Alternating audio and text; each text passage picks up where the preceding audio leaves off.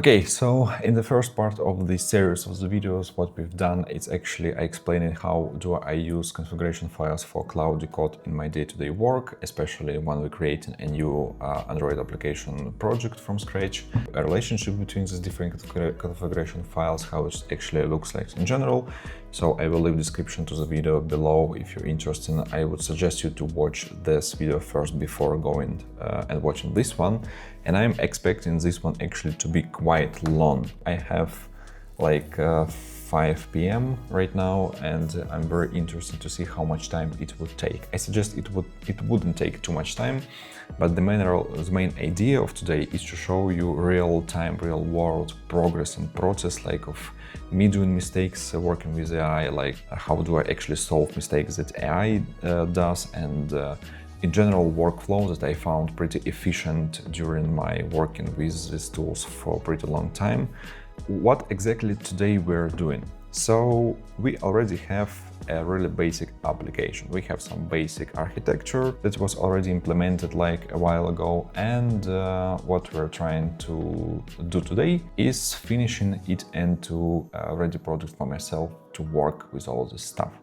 So today what we're actually going to do is try to implement real behavior of setting the alarms, creating some puzzles to solve, implementing some logic. But of course, I'm not going to code all of this by myself. What I'm going to do is to create more configuration files and more description for Claude Code, and I will show you exactly the process around all of this.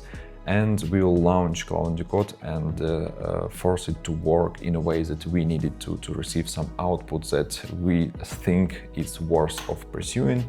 So first thing first, what we need is actually define what exactly we need to do today. For this, again, we're going to use terminal with our Claude Code. Let's compact our conversation.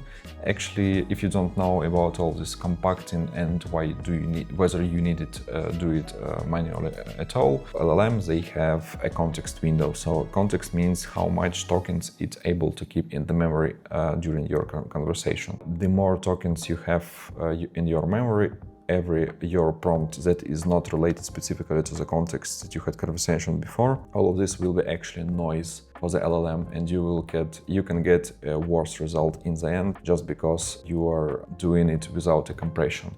So when you asking it explicitly to compact, what it does is actually thinks what is important to keep in memory and clean up your context. So for your next prompt, for your new prompt that is not specifically related to all of the stuff that it was before, it will provide more precise and more reliable results. So it's important to do before starting to work on new features, for example.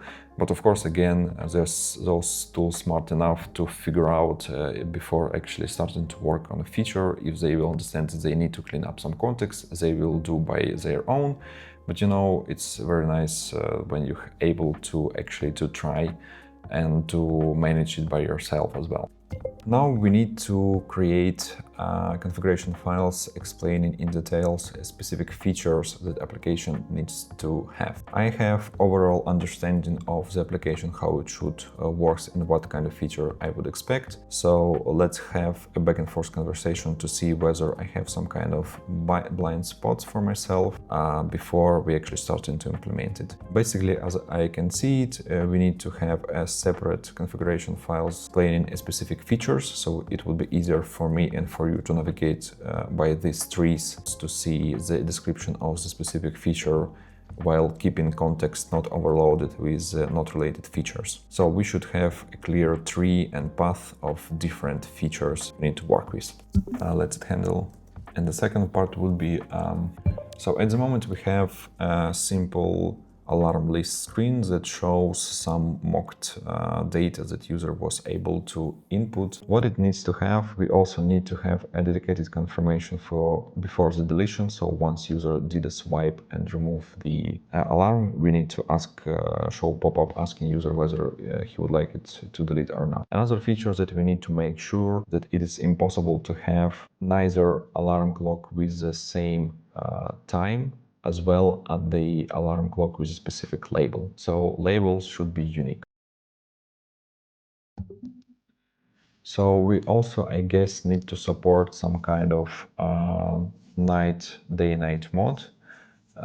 So it will be automatically switch with device settings as well. Let's actually put it. Okay, so what it does is asking me some questions.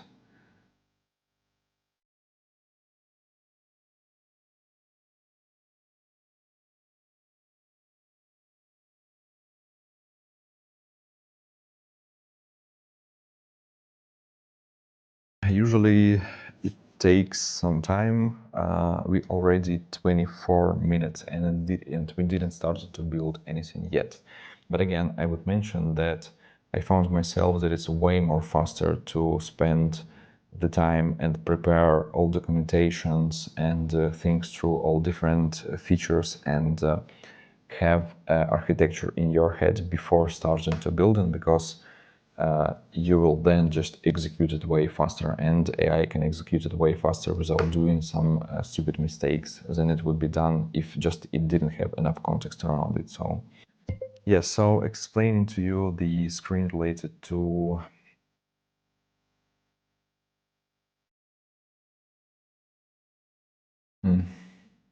yeah, so it's interesting that it's come up with very clever questions that I actually haven't thought about, like if user performance the wrong answer, what happened next? Because if you allow it just to keep tapping on different like three options, it will just easy to solve. So probably we need to change every time the mask question itself. So, and it should not be hard coded; it should be done in real time.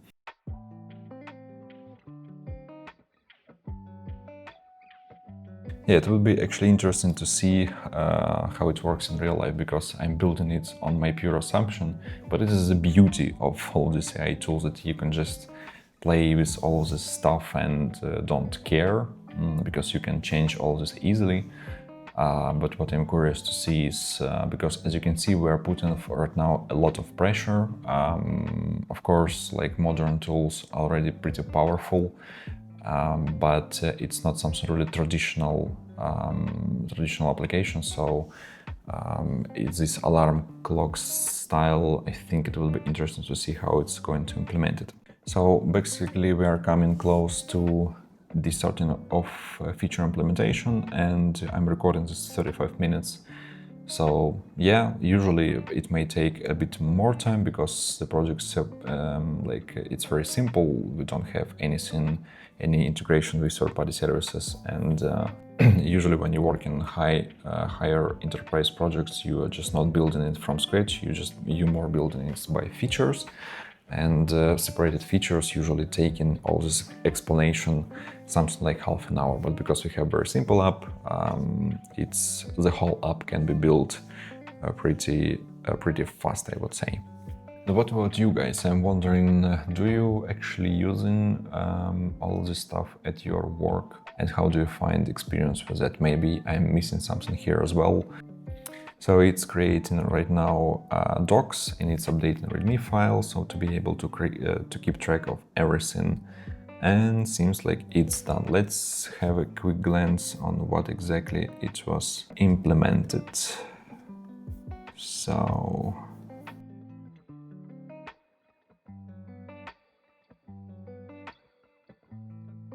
right now what I'm going to do is actually I'm going to ask Claude to create a dedicated branch, separate branch, and start to implement all this feature at once.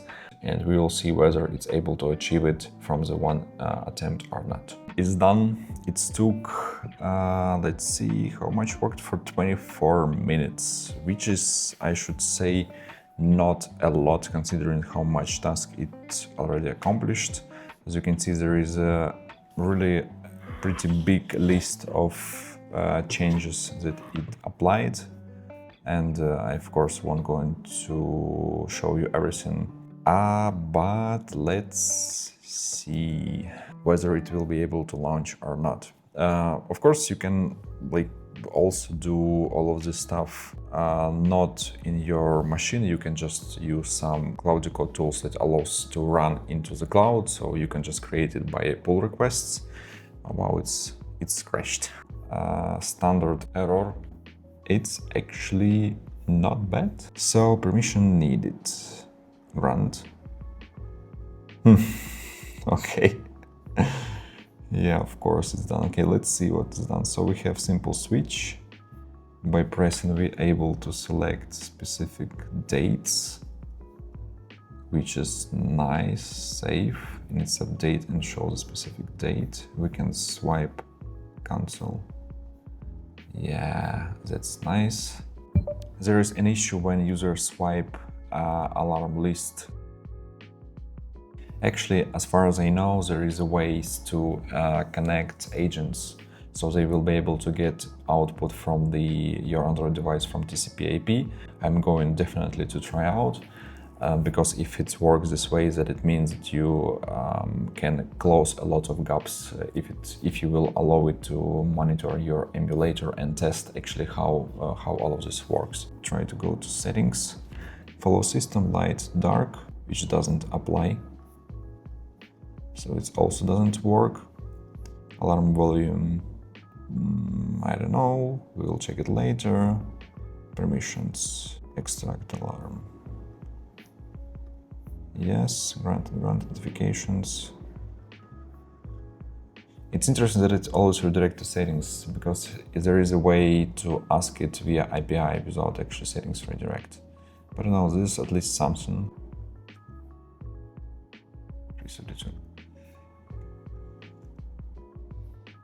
So, yeah.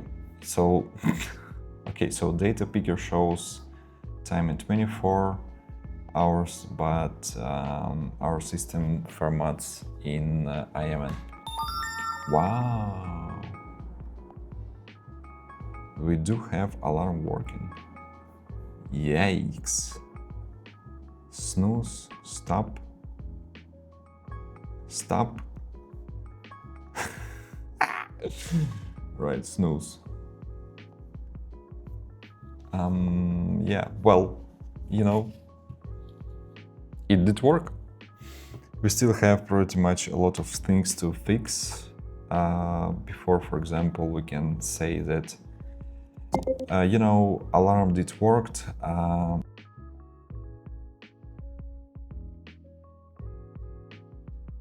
Oh my god, you know, this is very interesting, because I'm sitting here like an hour and a half already, and it's in the end of my working day as well, so I did spend like quite a lot of time before the screen today already and started to feel a bit tired.